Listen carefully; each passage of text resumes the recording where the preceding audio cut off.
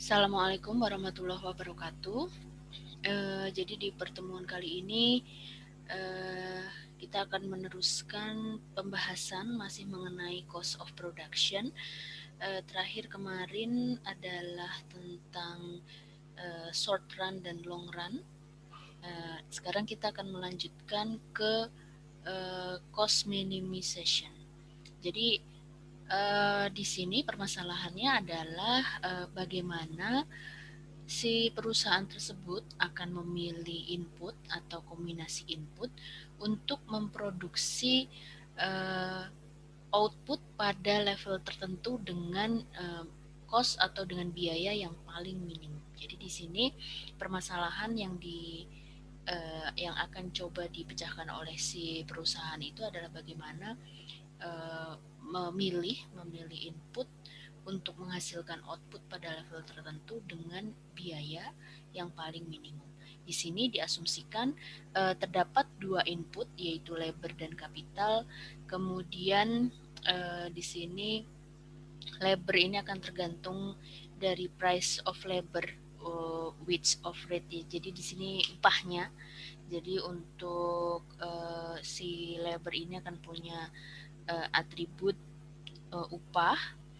Kemudian untuk si kapital di sini kapitalnya ini dia akan memiliki depreciation rate plus interest rate. Jadi depreciation rate ya berarti pengurangan nilai kapital gitu ya seiring waktu terjadi penurunan fungsi gitu ya, dia tidak bisa bekerja secara optimal seperti pada saat peralatan tersebut baru gitu. Nah, atau dia berupa rental rate. Jadi untuk price of capital ini nanti ada rental rate-nya.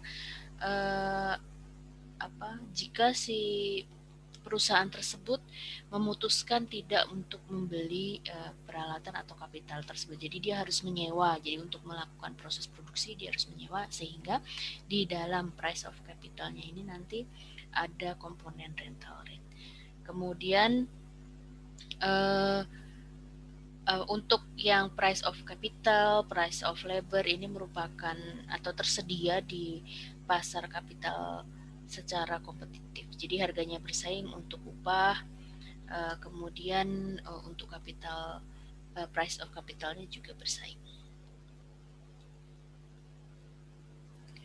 Kemudian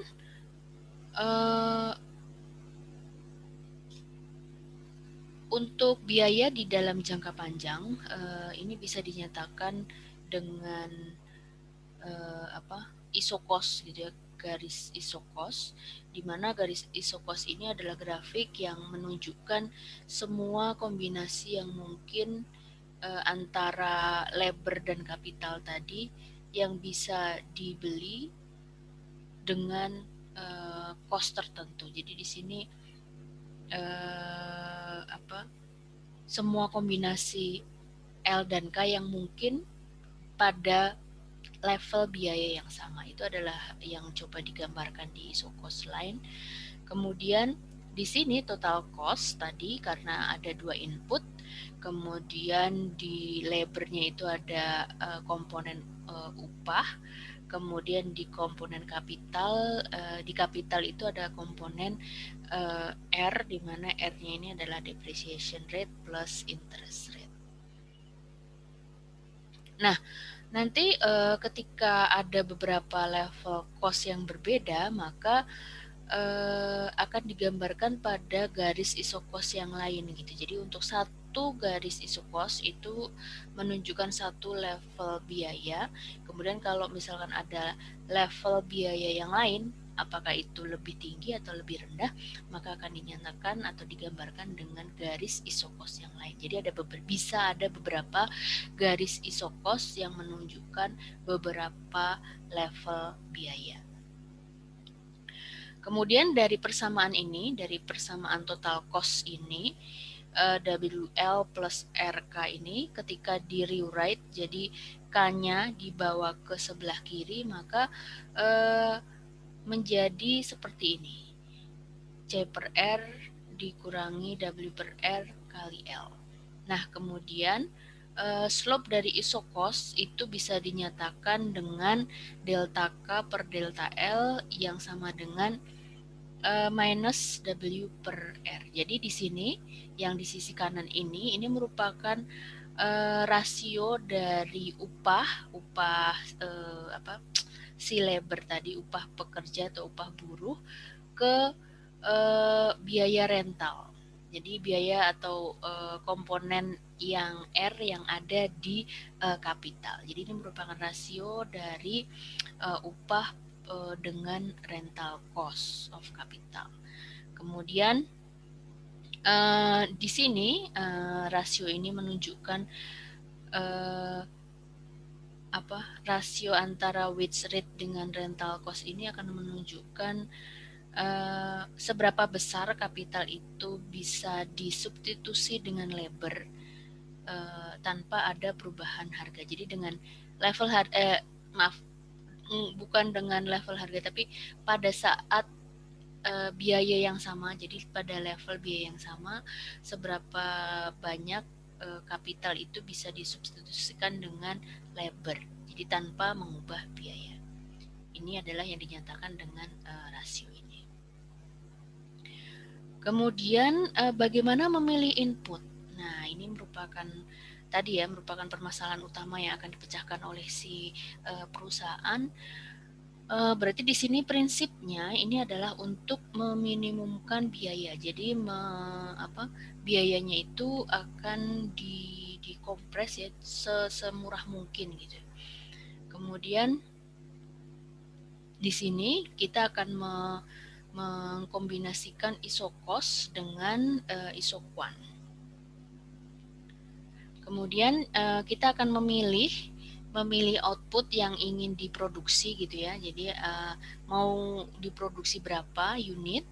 Kemudian kita tentukan biaya yang paling minimum. Jadi pertama tadi untuk meminimumkan cost tadi, meminimumkan cost pada level output tertentu itu adalah mengkombinasikan isokos dengan isokuan. Nanti akan lebih jelas dengan gambar. Kemudian kita tentukan level outputnya mau diproduksi berapa unit, kemudian kita pilih level biaya yang paling minim. Kemudian di sini untuk isokos dan isokuan mungkin kita recall sedikit. Untuk yang isokuan ini adalah jumlah yang ingin diproduksi. Kemudian untuk yang isokos kan tadi adalah kombinasi K dan L pada level cost yang sama gitu ya.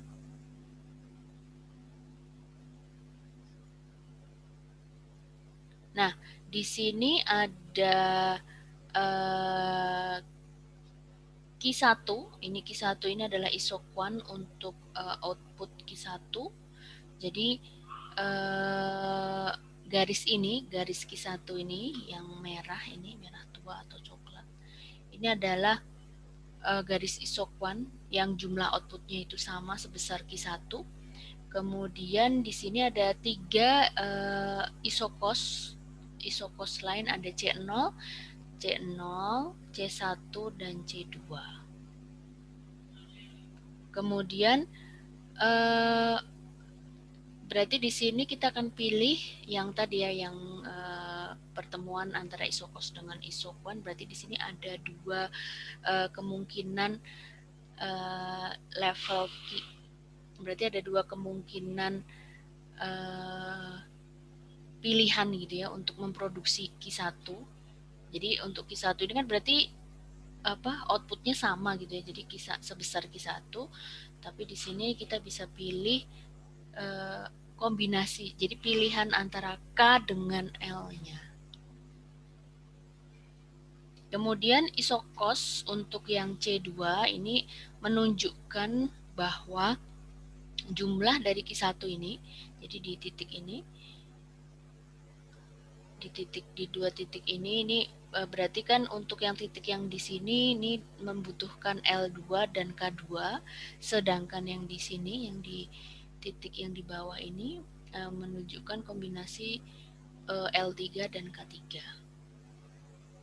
Nah, jadi di sini ketika dibandingkan kedua titik tadi itu memiliki biaya yang lebih tinggi daripada titik A atau yang ditunjukkan di K1 dan L1 karena dia untuk yang dua titik ini itu berada pada garis isokos yang lebih tinggi dari isokos yang C1. Jadi untuk yang dua titik tadi, dua titik ini, nah itu berada di C2, sedangkan yang di titik A ini kan K1 dan L1 ada di sini ada di isokos C1. Jadi kosnya C1 di mana C2 ini lebih besar dari C1. Nah, jadi di sini ketika terjadi perubahan upah, maka slope dari isokos lainnya ini akan berubah karena tadi slope isokos itu kan merupakan rasio dari upah per R kan, komponen R di kapital di harga di price of capital. Kemudian jadi ketika ada perubahan itu maka di sini ada perubahan labor juga. Jadi jumlah L-nya itu juga berubah, kemudian K-nya juga berubah untuk memproduksi output tertentu. Kemudian ketika harga dari atau ketika upah tadi meningkat, ketika terjadi kenaikan upah buruh relatif terhadap harga kapitalnya, maka kapital ini akan disubstitusikan ke labor. Jadi kalau misalkan maksudnya di sini adalah ketika terjadi kenaikan upah berarti kan si perusahaan harus mengeluarkan biaya lebih mahal gitu ya untuk membayar upah buruhnya. Jadi di sini si perusahaan akan mensubstitusikan si atau mengganti gitu ya. Jadi daripada bayar labornya lebih, maka diganti dengan penggunaan kapital yang lebih tinggi gitu. Nah, ini adalah proses substitusi antara kapital dengan labor ketika terjadi perubahan harga. Nah, jadi di sini ada untuk yang biru ini adalah C1, kemudian ini adalah C2. Nah, kemudian ini adalah Q1 yang ini adalah isokosnya, isokos, kemudian ini adalah isokuannya. Jadi ketika terjadi kenaikan upah, maka isokos curve-nya itu akan lebih curam gitu ya, lebih curam. Jadi dari C1 ke C2. Kenapa dia jadi lebih curam? Karena terjadi perubahan di slope-nya. Di slope-nya yang tadi udah ditunjukkan di awal tadi dengan rasio upah per yang di rasio tadi ya yang di halaman berapa tadi. Nah, kemudian di sini kombinasi baru dari K dan L itu digunakan untuk menghasilkan atau memproduksi Q1 ini ya. Jadi di sini ketika terjadi perubahan upah buruh tadi sehingga kan isokosnya jadi yang merah ini kan. Jadi di sini tidak lagi di A karena akan ini adalah di isokos yang lama tapi adalah di B.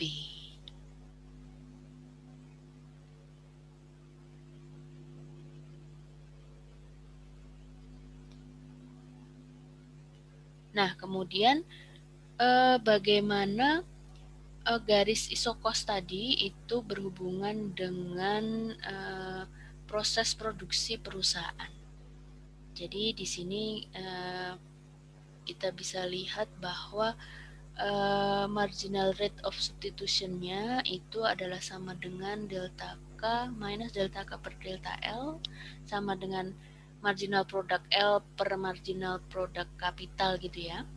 Nah, kemudian kita ketahui bahwa slope of isokos line tadi itu adalah delta K per delta L sama dengan minus upah per rate yang di kapital. Nah, kemudian berarti di sini MPL per MPK ini akan sama dengan rasio upah per rate kapital tadi. Jadi untuk menunjukkan bahwa atau supaya perusahaan itu berada pada biaya yang minimum, maka syaratnya adalah MPL per MPK ini akan sama dengan minus W per R.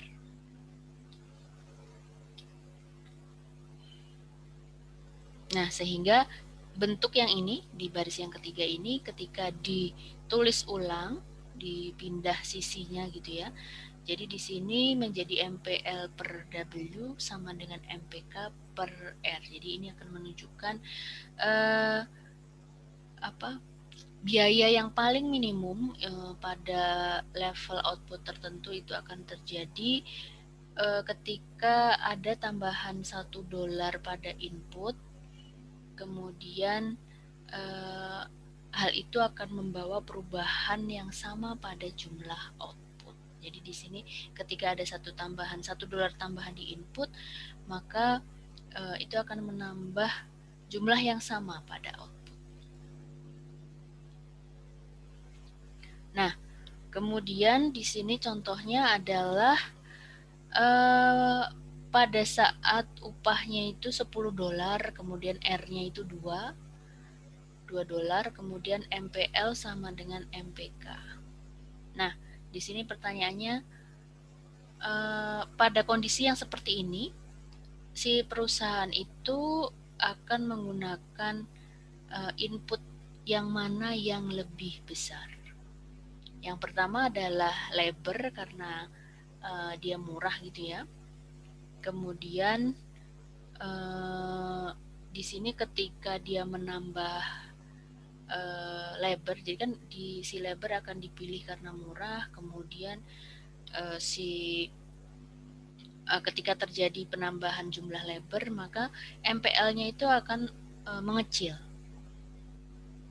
Kemudian ketika terjadi proses substitusi, berarti kan ada penambahan labor, berarti ada pengurangan kapital. Ketika kapitalnya itu dikurangi, maka MPK-nya akan meningkat. Jadi di sini seberapa banyak labor itu akan ditambah untuk dan si kapital ini akan dikurangi, maka prosesnya itu adalah dia akan berhenti mensubstitusi sampai ini tercapai. Jadi MPL per W sama dengan MPK per R. Kalau udah terjadi, kalau kondisi ini udah tercapai, maka itu adalah posisi yang paling minim cost-nya. Nah, kemudian untuk proses minimisasi biaya ini dengan output yang bervariasi gitu ya.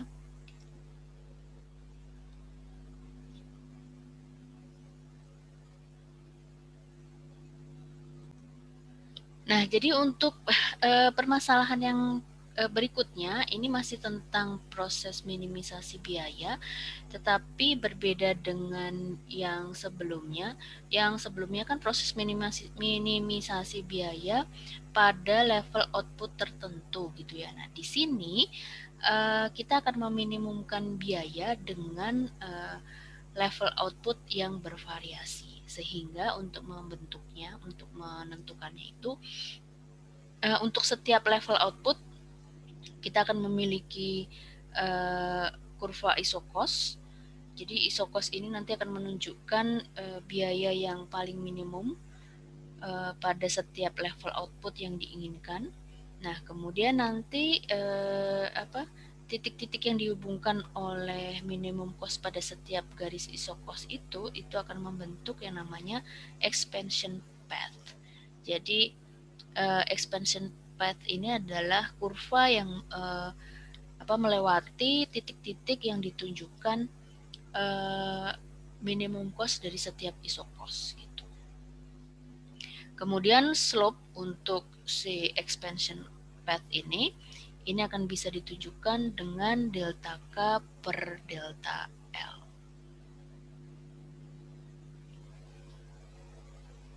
Nah, ini contohnya. Jadi di sini berarti kan di sini pembedanya itu berarti ada ada beberapa level output gitu ya. Berarti akan ditunjukkan dengan isoquant. Kemudian berarti untuk setiap isoquant nanti ada isocosnya. Kemudian di titik-titik yang merupakan biaya paling minimum itu akan dihubungkan dengan garis yang namanya ini expansion path. Jadi titik-titik ini itu merupakan kombinasi yang paling minimum biaya. Jadi kombinasi antara labor dan kapital yang paling murah biayanya, yang cost-nya itu paling kecil.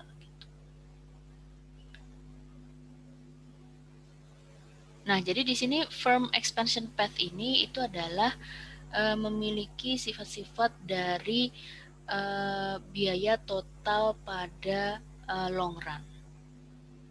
Jadi di sini ketika kita mau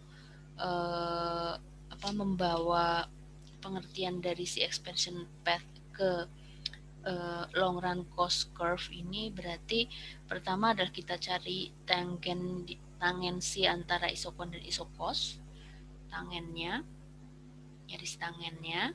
Kemudian kita menentukan minimum cost untuk memproduksi pada level output yang terpilih. Kemudian kita hubungkan atau kita gambarkan output cost kombinasi. Jadi kita gambarkan kombinasi output dengan biayanya. Nah, jadi ini adalah total cost perusahaan pada jangka panjang, pada periode jangka panjang. Jadi tadi prosesnya sama. Jadi dimulai dari, jadi untuk yang expansion path itu akan menunjukkan total cost pada jangka panjang. Jadi ditentukan tangensi dari isocos dan isoquant, kemudian ditentukan biaya minimumnya, kemudian kita tarik garis yang menunjukkan output dan cost kombinasi. Jadi yang di sini itu adalah output dengan biayanya. Kalau yang total cost kan berarti antara output dengan biayanya. Kalau yang di expansion path tadi yang ditunjukkan adalah labor dengan kapital, kombinasi antara input. Gitu. Nah, antara long run dengan short run kemarin juga sudah disinggung bahwa pada saat dia short run itu kan beberapa biaya itu adalah fix, terutama kapital gitu ya. Kapitalnya itu adalah fix. Nah, kemudian in the long run, di long run itu yang tadinya fix itu akan menjadi variabel. Termasuk di sini adalah plant size, itu ukuran dari kapasitas produksi atau ukuran pabriknya lah gitu. Nah, jadi di sini ketika terjadi perubahan plant size, maka si perusahaan itu bisa memproduksi output dengan average cost yang lebih rendah pada jangka panjang dibandingkan jangka pendek. Kemudian berarti pada saat long run ini kan berarti semua variabel input itu adalah berupa variabel, berarti kapital dan labornya dua-duanya itu adalah fleksibel atau bisa berubah. Nah, jadi di sini kita bisa menunjukkan dengan kita bisa tunjukkan bahwa dengan kapital fix pada short run, kemudian dia menjadi fleksibel di long run.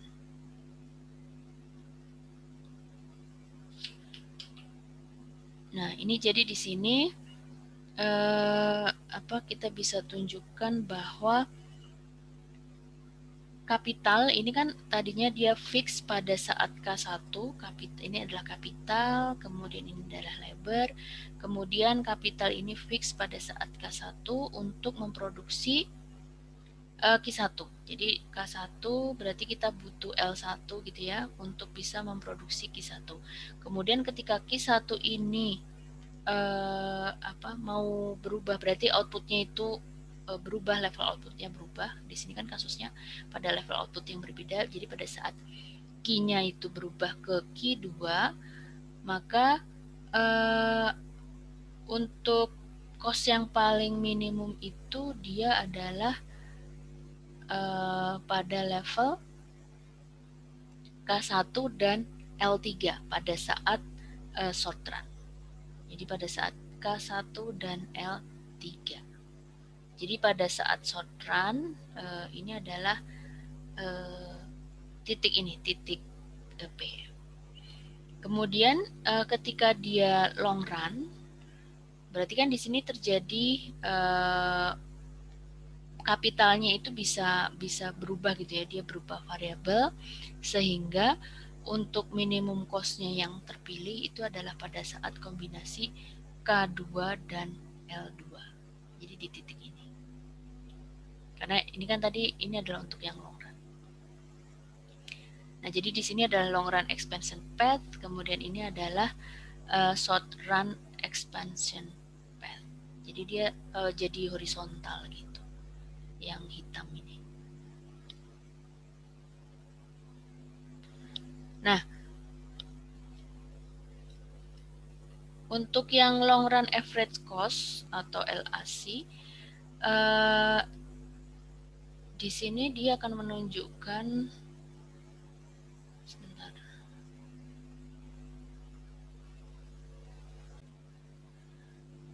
Nah, yang berikutnya adalah long run average cost. Di sini sekali lagi bahwa dalam jangka panjang itu yang harus diingat-ingat bahwa si kapital yang biaya yang tadinya fix di short run itu akan menjadi variabel di long run, sehingga di sini nanti ada potensi atau peluang supaya si perusahaan itu bisa mengurangi cost gitu kan. Nah, jadi di sini untuk penentu dari relasi atau interaksi antara long run average cost dengan marginal cost-nya itu adalah bahwa itu akan menunjukkan skala dari proses yang dilakukan oleh si perusahaan, kemudian input yang dibutuhkan untuk meminimumkan cost. Nah, ini ada kaitannya dengan yang sudah kita pelajari kemarin, ada constant return to scale gitu ya. Jadi kalau yang kemarin constant return to scale itu kan jika inputnya double maka outputnya akan double. Kemudian average cost di sini pada saat constant return to scale itu average cost-nya itu adalah konstan pada semua level output, ya kan? Jadi pada semua level output average cost-nya itu sama. Kemudian untuk yang increasing return to scale itu kan kemarin ditandai bahwa jika inputnya double, outputnya itu akan meningkat lebih dari 2 kali. Jadi average cost itu makin lama akan makin turun untuk semua level output. Sedangkan untuk yang decreasing return to scale itu pada saat inputnya meningkat 2 kali lipat, outputnya meningkat kurang dari 2 kali lipat, ya kan, yang kemarin decreasing return to scale. Nah, di sini average cost-nya itu akan meningkat pada saat outputnya juga meningkat. Nah, jadi pada saat atau ketika digambarkan di long run, si perusahaan itu akan mengalami dua-duanya, maksudnya akan mengalami increasing dan decreasing return to scale, sehingga average cost dalam jangka panjang itu akan membentuk U-shape untuk yang long run average cost LAC. Kemudian untuk yang jadi di sini perubahannya itu untuk bentuk dari U-shape itu adalah bergantung pada return to scale-nya. Jadi pengaruh dari return to scale-nya itu akan lebih dominan daripada yang decreasing return to scale seperti pada short run curve. Nah, kemudian Di long run marginal cost curve ini kan untuk yang marginal cost itu kan berarti akan mengukur perubahan pada total cost jangka panjang gitu ya, ketika outputnya itu bertambah 1 unit. Jadi ketika digambarkan nanti long run marginal cost ini adalah akan berelasi secara erat dengan long run average cost. Jadi jika long run marginal cost-nya itu lebih kecil dari average cost, maka itu adalah pada posisi LIC-nya itu adalah turun. Jadi pada saat LIC turun berarti LMC lebih kecil dari LIC. Kemudian ketika marginal cost-nya lebih besar, maka long run average cost-nya itu juga akan meningkat. Sehingga titik potong antara long run marginal cost dan long run average cost itu adalah minimum adalah posisi minimumnya gitu. Nah, jadi di sini pada saat long run average cost itu konstan, maka average cost dengan marginal cost-nya itu akan sama kurvanya. Nah, jadi ketika digambarkan tadi, jadi di sini ketika LMC lebih kecil dari LAC, jadi ketika LAC-nya ini lebih besar daripada LMC, maka dia adalah pada posisi menurun gitu ya. Kemudian ketika LMC-nya lebih besar, nah si LIC-nya ini adalah pada posisi meningkat. Kemudian titik perpotongannya ini adalah di titik LAC yang paling minim. Jadi menunjukkan pola pergerakannya, kalau misalkan di sini LMC-nya lebih kecil dari LAC, itu berarti pada saat LAC-nya itu posisinya turun gitu. Kemudian ketika LMC-nya itu lebih besar dari LAC, maka itu adalah pada saat posisi LAC-nya meningkat, increasing.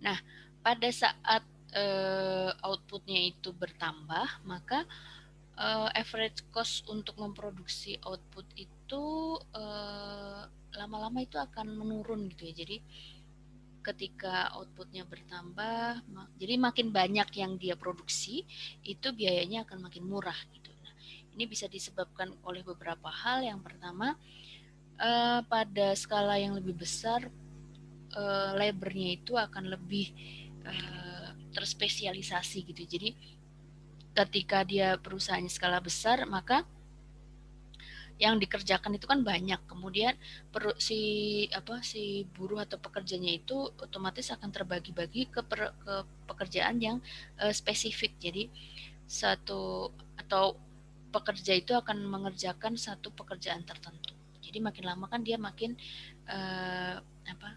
hanya mengerjakan pekerjaan yang tertentu saja, nggak semuanya harus bisa, tapi hanya dia akan bisa mengerjakan satu jenis pekerjaan saja. Nah, kemudian dengan adanya skala yang lebih besar tadi, itu akan membuka peluang flexibility yang lebih tinggi. Jadi si manajer itu bisa mengorganisasikan atau menjalankan perusahaannya itu dengan lebih efektif. Kemudian perusahaan itu bisa mendapatkan input dengan harga yang lebih murah karena dia belinya partai banyak gitu. Jadi kalau misalkan beli kayak kita beli grosiran gitu kan, beli level banyak dalam skala banyak mau dijual lagi, itu kan harganya akan lebih murah daripada kalau kita beli satuan gitu. Nah, tetapi pada titik tertentu average cost-nya ini juga akan akan mulai menaik. Jadi tadi ketika makin banyak dia turun, nah tapi nanti pada satu titik dia akan mulai naik lagi si average cost-nya. Nah, ini disebabkan karena beberapa hal. Yang pertama adalah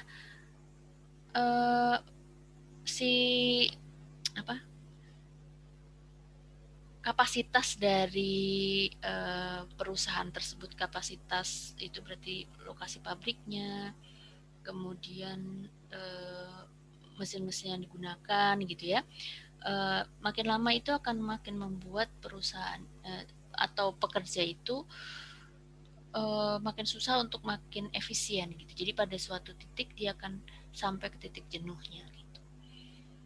Kemudian kalau tadi argumennya bahwa ketika perusahaannya itu makin besar, skalanya makin besar, si manajer itu akan lebih efektif. Tapi bisa juga di sini proses mengatur perusahaan dalam skala besar ini malah menjadi tidak efektif gitu, karena beban kerja yang dihadapi lebih tinggi, lebih banyak gitu ya, yang harus diorganize, yang harus di manage lebih banyak, maka berarti ada juga peluang ketidakefektifan. Kemudian ketika tadi ada diskon pembelian atau harganya lebih murah ketika beli partai banyak, tapi pada suatu titik itu udah nggak bisa lagi gitu, jadi tetap akan mencapai posisi harga yang paling optimal. Kemudian atau di sisi lain si inputnya tadi, barang yang mau dibeli itu terbatas gitu, jadi harganya akan naik.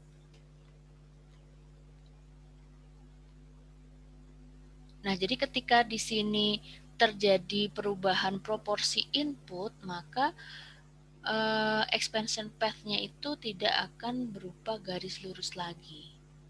Jadi konsep return to scale-nya itu tidak bisa diaplikasikan. Jadi kalau dia garis lurus itu kan berarti dia linear gitu ya. Makanya dengan return to scale tadi bisa yang konstan, kemudian increasing, decreasing. Kalau increasing berarti ketika input double, output double. Nah, tapi di sini ketika terjadi perubahan input yang disebabkan oleh beberapa hal tadi, maka expansion path-nya itu adalah tidak menjadi garis lurus lagi. Nah, kemudian di sini ketika konsep return to scale itu tidak bisa diaplikasikan, maka kita akan beranjak ke konsep yang economies of scale. Jadi untuk economies of scale ini akan menunjukkan proporsi dari input yang bisa berubah pada saat perusahaan itu mengubah level outputnya. Nah, jadi di sini untuk yang economies of scale itu berarti cuman ada dua, jadi economies of scale sama diseconomies of scale. Jadi untuk yang economies of scale itu seperti apa? Ketika terjadi kenaikan input, jadi kenaikan outputnya itu akan lebih besar daripada kenaikan input. Kemudian untuk yang diseconomies of scale, kenaikan di output itu kurang dari kenaikan di input. Jadi maksudnya tapi ini dilihat dari level biaya gitu ya. Jadi ketika untuk yang economies of scale itu adalah situasi di mana ketika situasi di mana output itu akan meningkat 2 kali lipat untuk biaya yang meningkat kurang dari 2 kali lipat gitu. Jadi bisa kita berarti di sini beranjaknya itu dari sisi biaya gitu. Jadi ketika outputnya di sini akan meningkat 2 kali lipat pada saat biayanya itu meningkat kurang dari 2 kali lipat. Sedangkan yang di diseconomies of scale ini adalah kebalikannya. Jadi pada saat diseconomies of scale itu berarti ketika jadi terjadi ketika si outputnya itu meningkat 2 kali lipat, tetapi biaya yang diperlukan itu lebih dari 2 kali lipat. Jadi lebih mahal gitu. Jadi ini adalah yang diseconomies of scale. Nah, jadi di sini untuk bentuk karena kita bicara jangka panjang gitu ya. Jangka panjang berarti LIC-nya bentuknya U-shape. Nah, jadi di U-shape itu menunjukkan economies of scale. Jadi sama diseconomies of scale dalam satu kurva. Untuk yang economies of scale itu adalah untuk yang outputnya rendah, dan diseconomies of scale itu untuk yang outputnya besar gitu.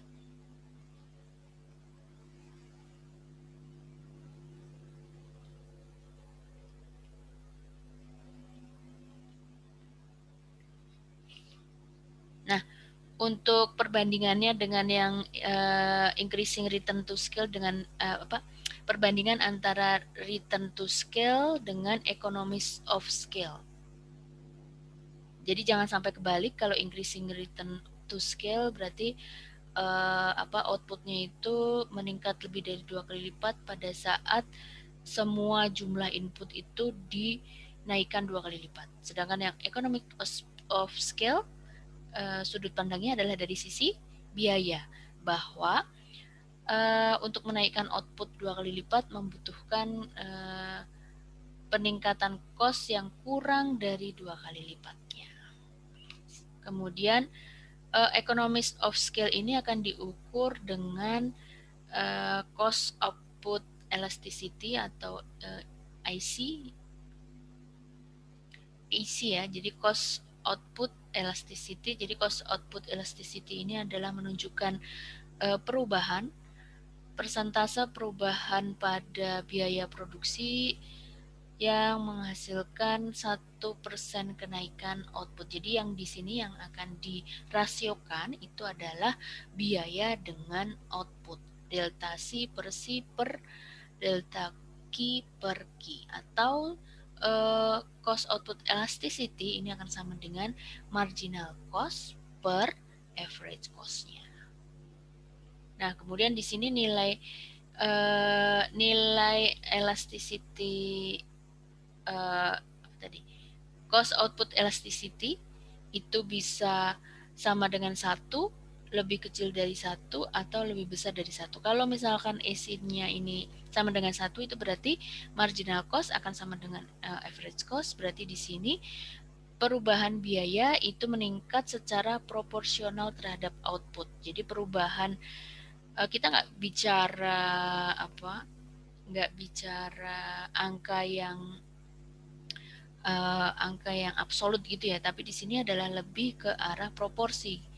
Jadi ketika bicara tentang economic of scale, return of scale, itu adalah bicara tentang proporsi gitu. Jadi untuk IC sama dengan 1 itu berarti kita tidak bisa menyimpulkan apakah dia ekonomis atau disekonomis. Tetapi kalau AC-nya ini lebih kecil dari 1, berarti marginal cost itu akan lebih kecil dari average cost, karena di sini kan berarti yang di atas lebih kecil daripada yang di bawah, berarti otomatis IC-nya ini akan kurang dari 1. Kemudian ketika nilainya AC-nya kurang dari 1, berarti ini adalah economies of scale. Berarti artinya economies of scale, kemudian MC dan AC ini akan sama-sama menurun. Kemudian pada saat AC lebih besar dari 1, maka MC-nya ini lebih besar dari AC. Ini merupakan economies of scale. Kemudian MC dan AC adalah meningkat. Ingat LIC ya, jadi LIC dan LMC grafiknya itu yang tadi saya tunjukkan, relationship antara LIC dan LMC, marginal cost dan average cost dalam jangka panjang. Ini menunjukkan economies of scale dan diseconomies of scale.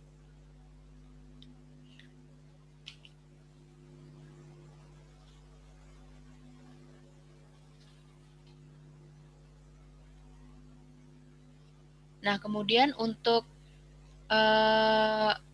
menentukan optimal plant size, jadi di sini kita akan menentukan seberapa besar ukuran yang akan kita gunakan. Itu berarti kita akan ukuran skala produksinya gitu ya, plant size-nya. Berarti kita akan menggunakan short run dan long run cost. Kemudian nanti ditunjukkan di sini ada 3 short run average cost untuk 3 ukuran plant size. Kemudian berarti di sini tuh keputusan yang akan kita ambil saat ini itu adalah penting, karena ketika kita sudah membangun atau ketika perusahaan itu sudah membangun plan size dengan ukuran tertentu, itu berarti tidak akan diubah dalam jangka waktu tertentu gitu, karena untuk membangun plan size itu kan pertama membutuhkan biaya yang besar, kemudian membutuhkan waktu yang lama gitu. Jadi ketika sudah dibangun berarti itu yang akan digunakan dalam jangka waktu tertentu, kemudian nanti akan berubah atau akan diubah setelah jangka waktu tertentu. Ini kita bicara jangka waktu tertentu itu adalah jangka waktu yang panjang gitu. Nah, tapi di sini berarti pertama-tama adalah ada 3 short run average cost untuk 3 plan size yang berbeda. Kemudian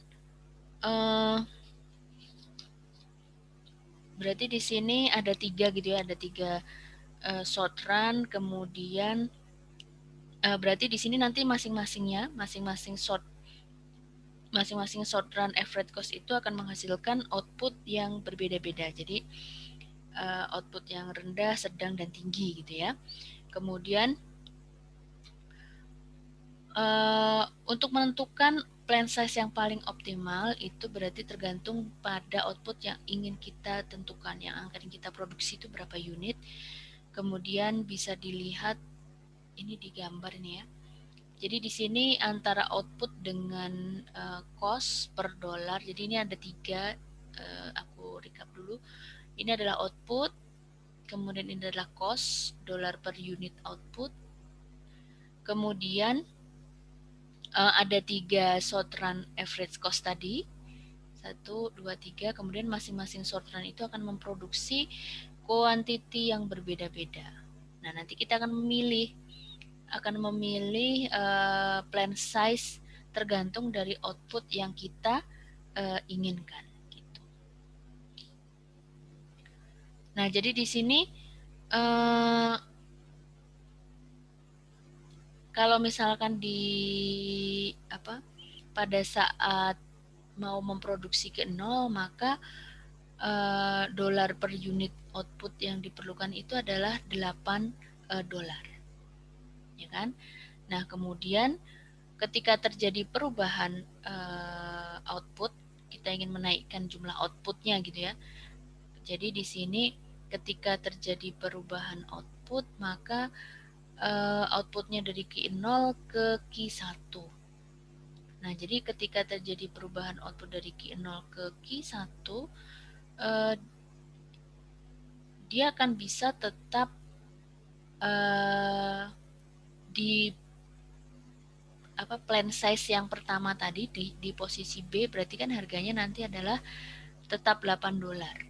Kalau misalkan menggunakan plan size yang kedua, ini kan berarti malah biayanya itu akan menjadi lebih mahal. Sama-sama untuk memproduksi Q1 tapi malah lebih mahal.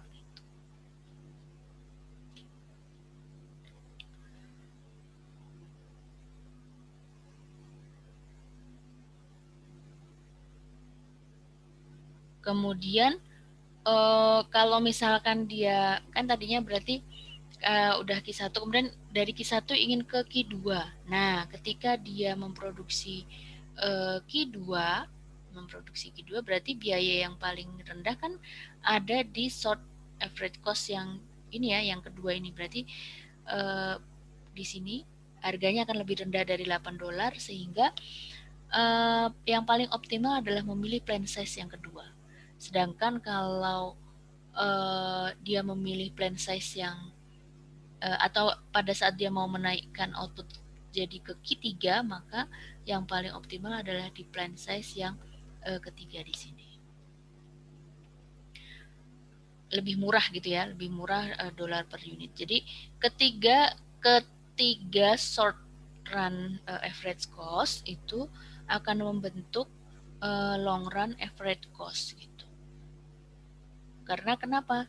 Karena titik-titik minimum dari ketiga short run average cost itu adalah akan membentuk long run average cost-nya. Jadi ini semacam kalau di bukunya Pindik itu disebutkan dia adalah LIC is the envelope of the short run average cost curve SEC1, SEC2, and SEC3. Jadi apa?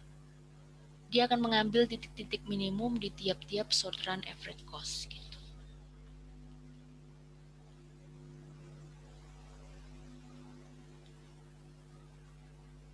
Nah,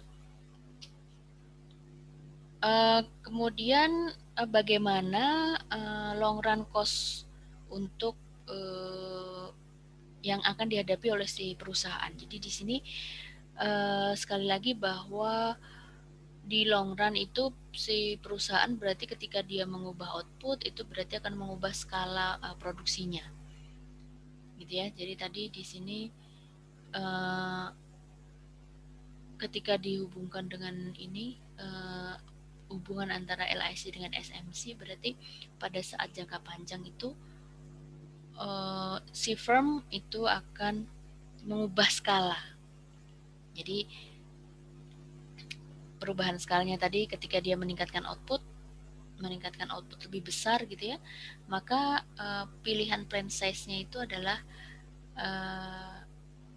skalanya berbeda gitu.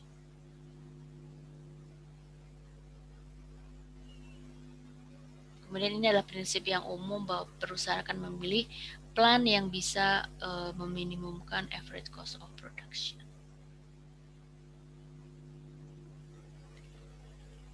Kemudian ini tadi udah dibahas juga. Oke.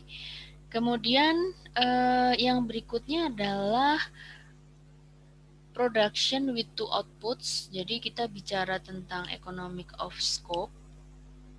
Jadi maksudnya pada kenyataannya itu kan satu perusahaan itu tidak hanya memproduksi satu macam produk saja, tetapi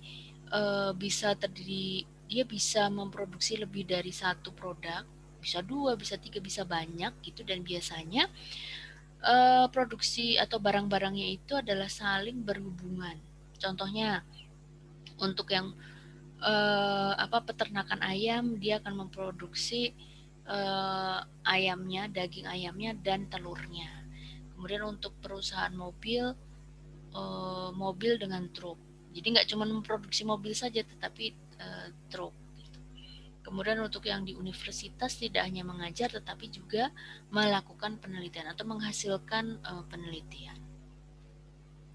Nah, di sini keuntungan atau kenapa perusahaan itu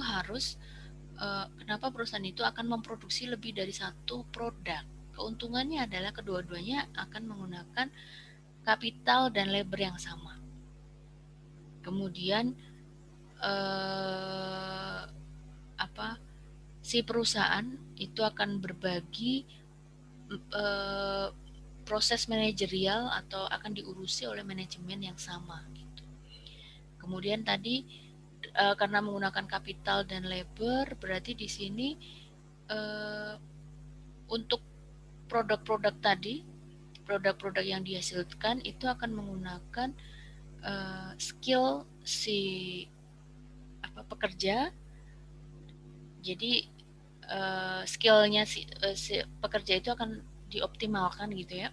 Kemudian mesin-mesin yang digunakan itu juga tertentu. Nah, di sini tantangannya adalah atau permasalahan yang ingin dipecahkan oleh si perusahaan terkait dengan produksi yang lebih dari satu output ini, berarti kan di sini misalkan ada 2 gitu ya untuk versi sederhananya, berapa banyak yang harus dia produksi untuk masing-masing produk tadi. Nah, alternatif jumlah antara 2 output ini itu akan digambarkan pada product transformation curve, di mana product transformation curve itu akan berbentuk cembung atau konkav. Jadi untuk product transformation curve itu akan menunjukkan berbagai macam kombinasi dari 2 output yang berbeda yang bisa dihasilkan oleh perusahaan tersebut dengan menggunakan input tertentu. Jadi bentuknya adalah seperti ini. Jadi setiap kurva ini akan memberikan kombinasi output pada kombinasi L dan K yang digunakan gitu ya. Jadi di sini kombinasi output antara, ini contohnya antara traktor dengan mobil, kemudian bedanya antara O1 dan O2, berarti O1 ini lebih rendah daripada O2. Jadi ketika di O2 maka perusahaan tersebut menggunakan lebih banyak L dan lebih banyak K. Nah, di sini product transformation curve itu adalah bersifat negatif karena kenapa? Karena untuk menunjukkan bahwa ketika mau menambah satu output dia harus mengorbankan output yang lain gitu kan. Jadi kalau mau menambah jumlah mobil berarti dia harus mengurangi jumlah traktor. Kemudian constant return exist, jadi constant return ini maksudnya di gambar ini ditunjukkan bahwa jumlah output yang dihasilkan di O2 ini akan adalah 2 kali lipat dari O1. Nah, kemudian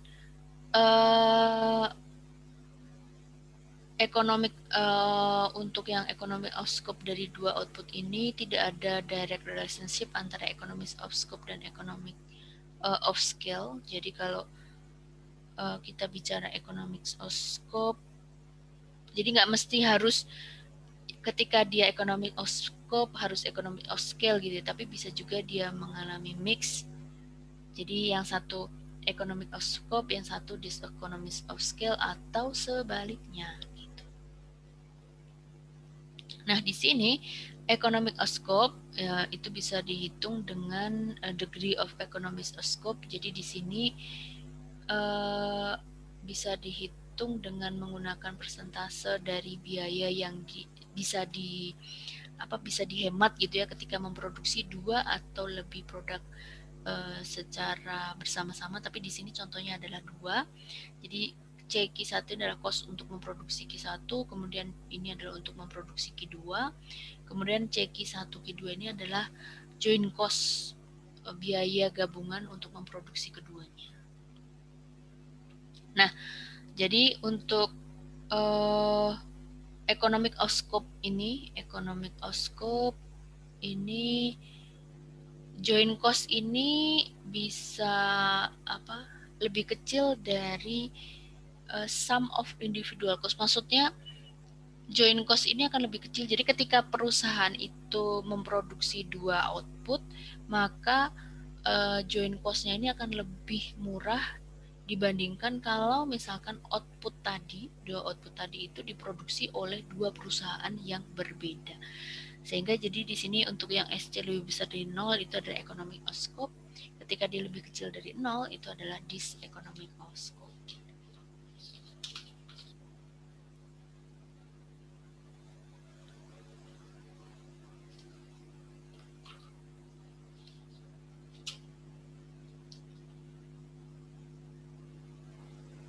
Nah, di sini kita bicara tentang proses dinamis biaya gitu ya. Jadi yang terjadi pada jangka panjang. Jadi ketika si perusahaan itu bisa saja memiliki biaya yang lebih murah, tapi tidak hanya berdasarkan economic of scope-nya saja. Jadi yang menyebabkan perusahaan tersebut memiliki biaya yang lebih murah itu tidak hanya dari economic of scope, tapi bisa juga terjadi dari proses manajerialnya atau dari sisi pekerja yang lebih berpengalaman pada saat melakukan pekerjaannya. Jadi dia makin berpengalaman, makin murah biayanya. Total biaya untuk memproduksi barang gitu ya, atau memproduksi output tertentu.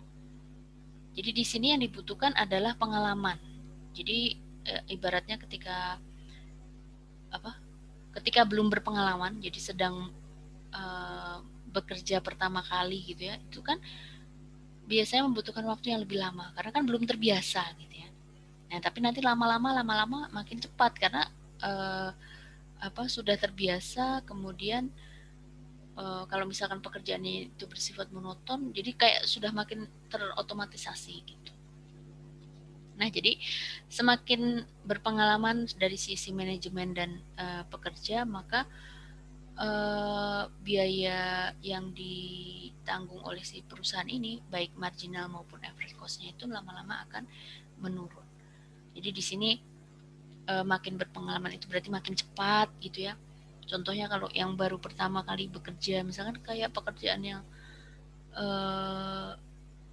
bagian packaging gitu ya, melipat kardus, mengisi produk, kemudian menutup, itu kan kayaknya sepele, tapi kalau baru pertama kan masih satu-satu dibuka, dilipat satu-satu, dimasukkan, lama. Tapi lama-lama akan makin cepat kalau kalian lihat tayangan-tayangan tentang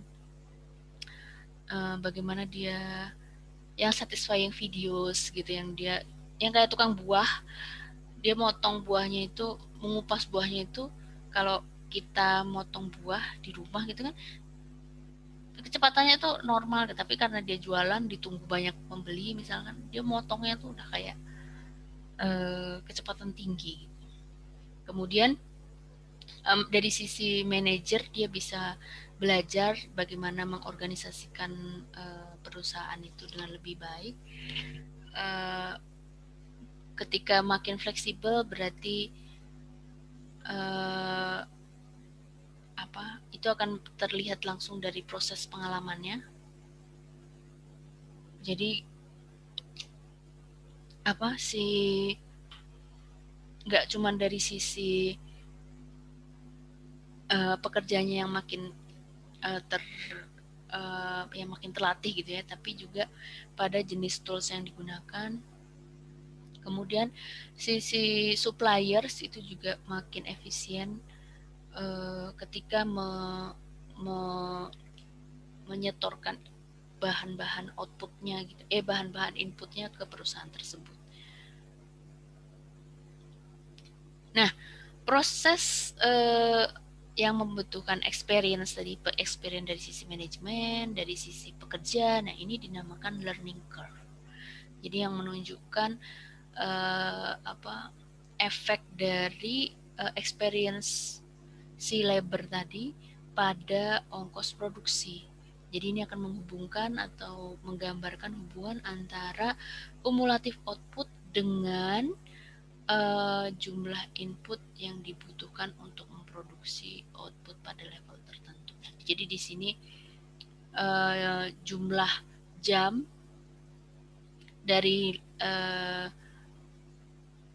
jumlah jam dari kapital gitu ya. Kemudian di sini adalah cumulative number of machine lots produced. Jadi di sini antara output dengan inputnya. Ini adalah input, ini adalah output. Sorry tadi bukan, di sini aku bilang kapital tadi karena ini masih bicara mesin gitu ya. Tapi sebenarnya nggak cuman maksudnya mesin di dalam proses experience ini kan tadi yang terkait dengan bahwa mesin yang digunakan itu adalah mesin-mesin yang terspesialisasi gitu ya. Jadi ketika si perusahaannya, si pekerjanya makin berpengalaman, maka mesin yang digunakan itu juga adalah jenis-jenis mesin yang khusus gitu. Nah, jadi ini akan menunjukkan learning curve. Jadi bisa dilihat, ini sekali lagi ini adalah output, ini adalah input. Jadi di awal-awal gitu ya, di proses awal untuk menghasilkan output, di sini output pada level yang rendah itu dibutuhkan input yang tinggi. Ya, kemudian makin lama makin turun gitu ya. Ini berarti di sini menunjukkan proses learningnya, belajar gitu ya. Kemudian lama-lama dia bisa memproduksi jumlah output yang lebih tinggi dengan jumlah input di sini yang lebih rendah. Gitu. Jadi ini sudah mencapai, di sini dia sudah skillful di sini. Dan ini adalah proses pembelajarannya. Makin lama makin rendah gitu ya, makin berpengalaman sehingga dia bisa menghasilkan jumlah output yang lebih besar. Nah, kemudian bisa digambarkan untuk learning curve-nya ini dalam bentuk L sama dengan A plus BN pangkat minus beta, di mana N ini adalah kumulatif unit dari output yang diproduksi, kemudian L ini adalah labor input per unit output, kemudian A, B, dan beta ini konstan. Jadi ketika jadi A sama B ini nilainya selalu positif dan beta ini antara 0 dan 1.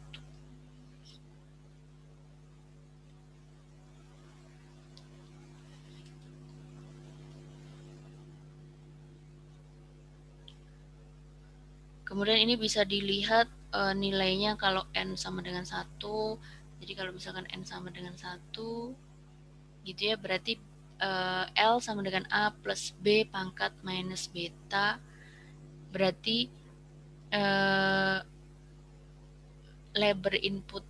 Jadi di sini labor sama dengan A plus B saja. Kemudian untuk yang beta sama dengan 0, jadi ketika beta sama dengan 0 gitu ya, berarti di sini ini yang menunjukkan jumlah labor yang dia itu sifatnya adalah konstan, jadi sudah tidak ada proses learningnya.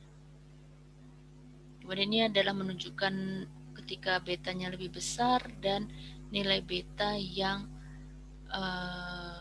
makin besar. Jadi di sini ketika nilai betanya itu makin besar, tadi kan dimulai dari 0, kemudian lebih besar dari 0, maka itu menunjukkan bahwa proses learningnya itu adalah penting. Ini bisa dilihat dengan menggunakan angka gitu ya. Jadi di awal-awal dia tinggi, inputnya itu harus banyak untuk menghasilkan output yang lebih sedikit. Kemudian lama-lama dia adalah makin banyak outputnya.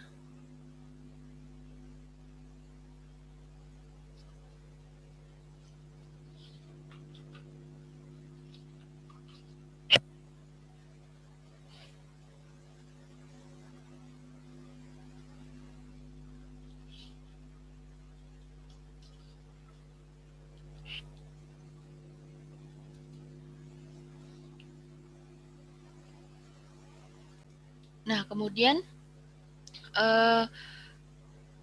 average cost dari perusahaan itu bisa makin murah gitu ya, average cost makin turun, makin mengecil, itu bisa terjadi karena dua hal. Yang pertama adalah economies of scale, yang kedua adalah proses learning ini. Jadi ketika si economies of scale itu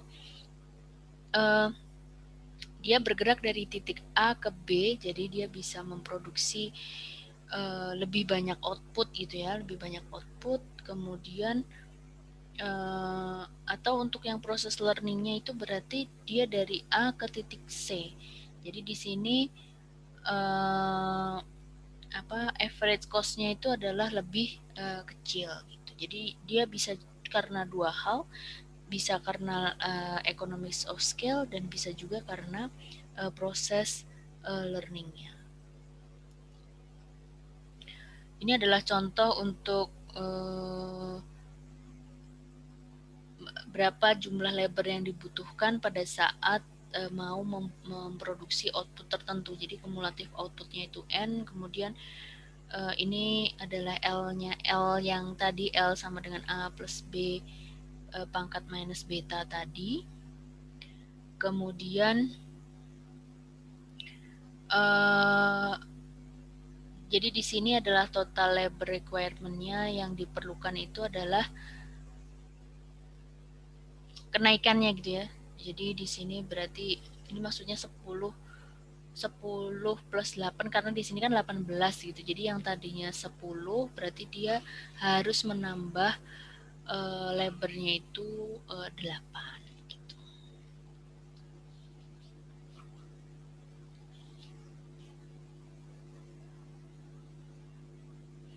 Nah, jadi di sini kita bisa lihat bahwa labor requirement falls per unit, jadi dia makin banyak unit output yang diproduksi, per unit labor requirement itu akan makin kecil.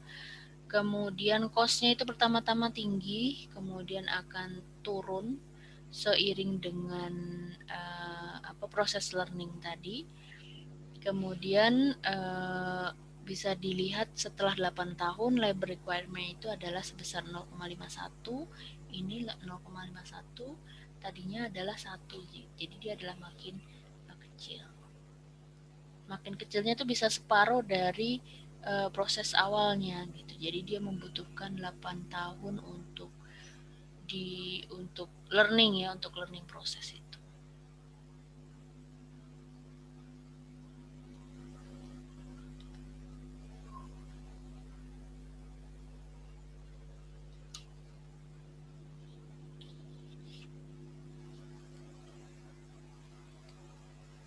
Ini nanti untuk contoh bisa dilihat di bukunya Pindik. Nah, kemudian kita lanjutkan ke estimating and predicting cost. Jadi untuk mengestimasi dan memprediksi cost, kita bisa lihat dari cost functionnya. Jadi kita bisa melihat biaya produksi, level output, dan variabel yang jadi input gitu ya. Kemudian contohnya ini adalah kita mau mendapatkan total cost curve untuk produksi mobil. Kemudian ini ada variabel cost dan jumlah. Ini ada variabel cost dan jumlah mobil yang diproduksi gitu ya. Kemudian jadi yang mau ditunjukkan di sini adalah bahwa cost functionnya itu bisa berbeda-beda tergantung dari pergerakan variabel dengan variabel cost dengan output yang akan dihasilkan atau yang dihasilkan. Yang di sini di kemungkinan pertama kita bisa pakai linear cost function. Kemudian jadi kapan kita menggunakan linear cost function itu adalah jika marginal cost-nya itu konstan. Jadi dinyatakan dengan beta di sini. Jadi marginal cost itu adalah beta. Kemudian kalau misalkan bentuknya adalah U-shape, jadi average cost-nya itu U-shape, kemudian marginal cost tidak konstan. Jadi bisa menggunakan beta Q plus lambda Q kuadrat. Jadi ada bentuk kuadratnya. Nah, kalau misalkan dia tidak linear, nah bisa juga pakai yang cubic cost function. Jadi di sini ada pangkat 3-nya. Jadi bentuk cost function itu bisa bisa linear, kemudian kuadratik maupun kubik gitu. Nah, cuman di sini cost function itu nanti kita bahas, tapi di sini contoh tadi ya yang kubik sama kuadratik. Kemudian kesulitan menentukan cost function itu adalah bahwa terkadang outputnya itu sudah dalam bentuk agregat, padahal maksudnya agregat di sini berarti si perusahaan tadi itu memproduksi beberapa macam output sehingga udah mix gitu kan, sudah dalam bentuk agregat. Padahal tadi kita ketika membahas cost tadi kan pada saat dia memproduksi lebih dari satu output itu kan dia memiliki struktur biaya yang berbeda gitu. Berarti dia harus membuat pilihan-pilihan mana yang harus diproduksi lebih banyak gitu ya. Jadi itu adalah pertimbangan secara ekonomisnya itu datanya tidak kita dapatkan. Kemudian cost data itu yang didapatkan itu adalah berdasarkan biaya accounting, berasal dari pencatatan-pencatatan akunting gitu. Jadi di sini kita tidak bisa mendapatkan opportunity cost-nya. Nah, ini tadi berkaitan juga dengan nomor 1. Ketika yang didapatkan itu agregat, maka akan susah untuk menentukan secara pasti gitu. Berarti satu output ini biayanya berapa.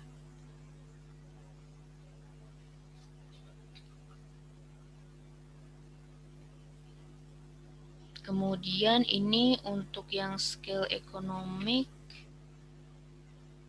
cost function and the measurement of scale economic.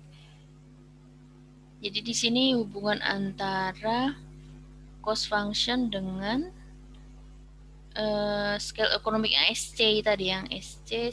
Kemudian di sini bisa dinyatakan, keduanya itu bisa dinyatakan dengan scale economy index, di mana scale economy index itu adalah 1 dikurangi AC tadi, cost output elasticity. Sorry, bukan yang SC, tapi di sini yang EC, cost output elasticity. Jadi untuk menghitung SCI, scale economics index, ini 1 minus EC. Jadi kalau EC-nya 1, rumusnya. Jadi rumusnya adalah 1 minus EC gitu ya. Jadi kalau misalkan nilai EC-nya 1, berarti 1 minus 1, scale economic index-nya itu adalah 0. Berarti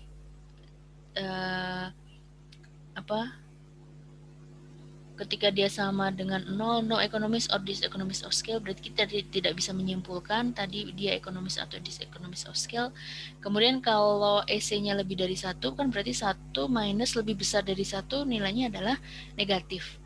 Berarti dia adalah diseconomist of scale. Kemudian ketika EC-nya kurang dari 1, 1 dikurangi kurang dari 1, berarti SCI-nya adalah positif. Itu berarti adalah economist of scale. Ini untuk contoh mengenai electric power industry. Jadi yang ini sudah sering jadi contoh output ya, di mana untuk menghasilkan energi listrik itu kan membutuhkan membutuhkan plant size yang besar gitu ya. Peralatannya juga mahal. Nah, tetapi apakah itu yang menyebabkan harga listrik itu jadi murah gitu ya? Nah, di sini nanti tidak hanya economies of scale, tapi juga input cost-nya itu rendah. Kemudian improvement di teknologi. Jadi digunakan teknologi yang lebih maju sehingga dari input yang tersedia itu outputnya bisa dihasilkan lebih tinggi.